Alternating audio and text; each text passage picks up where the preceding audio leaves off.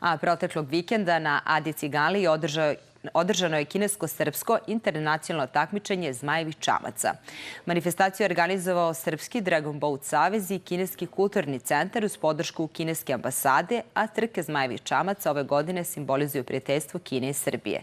Cilj je promocija bogatog kulturnog nasleđa Kine uz raznovrsne kulturne sadržaje i bogatu ponudu kineskih gastronomskih specijaliteta. Na ovogodišnjem festivalu zmajevih čamaca takmičili su se muškarci, žene, mlađi i stariji. Svako u svojoj kategoriji na 200, 500 ili 2000 metara. Sve ih spaja timski duh zajedništva, kao osnovno obeležje ovog sporta. Uživali su u lepom vremenu i sportu na vodi, a uz ekipe iz Srbije učestvovali su i timovi iz Katara, Ujedinjenih Arapskih Emirata, Rumunije i Kipra. Takmičimo se na distanci od 200 metara. Sama trka izgleda što više da se izvesno u što bržem vremenu. Posade su od 10 ili 20 ljudi. Ima i miks, to su miks muškaraca i žena. Ovaj sport je više ekipni sport jer ih ima 10 ili 20 u čamcu. Znači, ne može niko da se bavi individualno.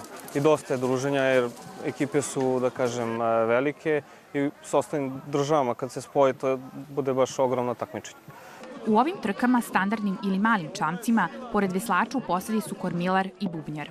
On svojim udaranjem u doboš proizvodi zvuke otkucaja srca zmaja, odnosno usklađuje tempo veslača. Dragon Boat zajednica u Srbiji postoji od 2013. godine i ima veliki broj članova, a cilj festivala je jačanje timskog duha, ali i saradnja sa ekipama iz drugih zemalja. Broj se uvećava, broj sportista svakim danom. Moram da napomenem da mi imamo registrovane takmičare, a takođe imamo ljude i koji se prosto samo rekreativno bave ovim sportom i to postoji kao opcija, baš iz tog razloga što nema ograničenja kako u polu, tako ni u godinama. Registrovanih takmičara koji idu na takmičenja, kako ovde u Srbiji, tako i u inostranstvu, imamo više od 300. Međutim, Dragon Boat zajednica je mnogo brojnija ako uzmemo u obzir i rekreativne takmičare. Mi na ovaj način želimo da promovišemo sportski duh, ali onaj zdravi takmičarski duh, osjećaj zajedništva koji je jako važan u čamcu, jer samo ako smo zajedno i veslamo kao jedan stižemo do svoga cilja, a takođe i osjećaj zajedništva cele Dragon Boat populacije i svih naroda koji su ovde danas sa nama. Prvi put festival je spojio sportski i kulturni sadržaj, kako bi posetioci mogli da vide deo kineske kulture i tradicije. Mogli su da uživaju raznovrsnim sadržajima, slikaju šećerom, prave skulpture od testa, razgledaju porcelan i sve to uz ongsi desert koji se jede tokom ovog festivala. Moje ime je Liu Xiang. Ja sam umetnica i pravim skulpture od testa. Veoma sam srećna što dolazim u Srbiju da predstavim svoju veštinu srpskom narodu. Ovo su skulpture od testa. To su veliki pesnik Ću Juan, zmajev čamac, Konfučije. Glavni sastojak je mešavina pšeničnog brašna. Imamo mnogo drugih oblika nematerijalne baštine. Srpski narod je dobrodošao u Kinu da je poseti i vidi mnogo toga.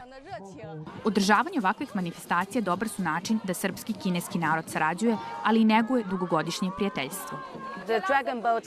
Festival zmajevih čamaca je snažna veza među našim narodima. Dosta komuniciramo i učimo jedni od drugih i bolje se upoznajemo. Veoma smo srećni što imamo priliku da predstavimo srpskom narodu i narodima drugih zemalja naše kulturno nasleđe. Ova godina je godina zmaja, a mi smo izdali prigodne markice sa tim motivom. Suština je da delimo neke lepe stvari.